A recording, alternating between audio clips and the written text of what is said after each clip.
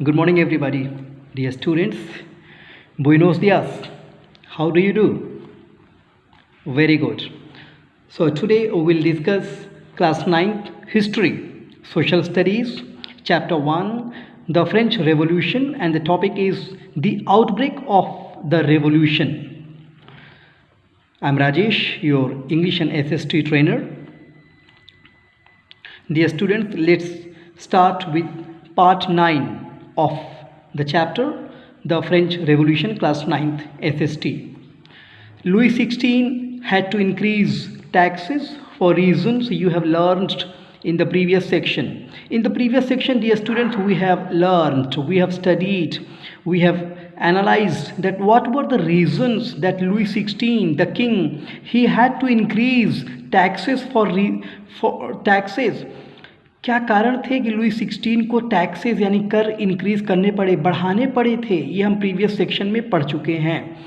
How do you think he could have gone about doing this? आपको क्या लगता है, आप क्या सोचते हैं कि किस प्रकार से लुई 16 आगे बढ़ सकते थे, इन चीज़ों को अप्लाई कर सकते थे, लागू कर सकते थे?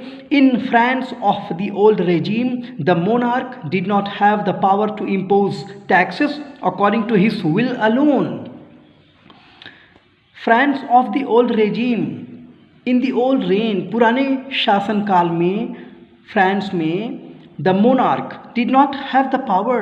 Monarch, the single handedly king who used to rule, who used to control the entire country, entire state, that person is called monarch.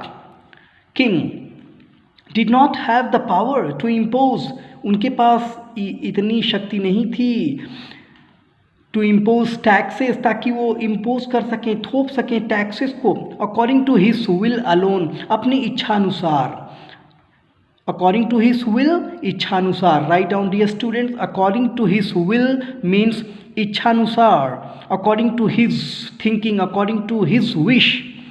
According to his will means according to his wish. तो अपनी इच्छानुसार वो taxes को impose नहीं कर सकते थे, थोप नहीं सकते थे. Rather he had to call a meeting of the States General which would then pass his proposals for new taxes. Rather, अपेक्षाकृत उनको, he had to call a meeting, एक मीटिंग बुलानी पड़ती थी ऑफ द स्टेट्स जनरल. इन जो हमने जो स्टेट्स पढ़े थे, इनके जनरल्स को, इनके मैनेजर्स को बुलाना पड़ता था. Which would then pass his proposals for new taxes. So ये जनरल्स मिल करके इस मोनार्क के प्रपोजल्स को पास करते थे, आगे बढ़ाते थे टैक्सेस को कलेक्ट करने के लिए. The States General was a political body to which the 3 states sent their representatives. The States General was a political body, ये एक राजनीतिक संस्था थी. स्टेट्स जनरल क्या हुआ करता था? एक राजनीतिक संस्था थी.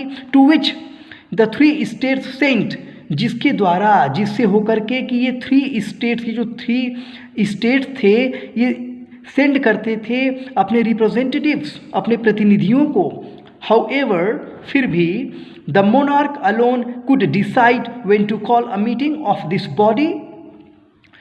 फिर भी मोनार्क कर सकता था इस बात का डिसीजन, इस बात का निर्णय अकेले ले सकता था कि कब किस मीटिंग को बुलाना है, कब कौन सी मीटिंग करनी है. The last time it was done was in 1614. ये जो पिछली बार, जो अभी पिछली मीटिंग की गई थी, वो कब की गई थी? 1614 में की गई थी. On 5 May 1789 Louis 16 called together N assembly of the states.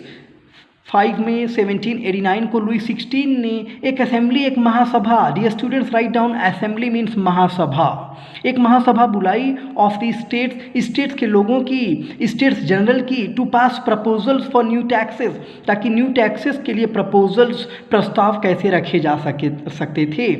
Resplendent, resplendent, dear students write down the meaning of this word.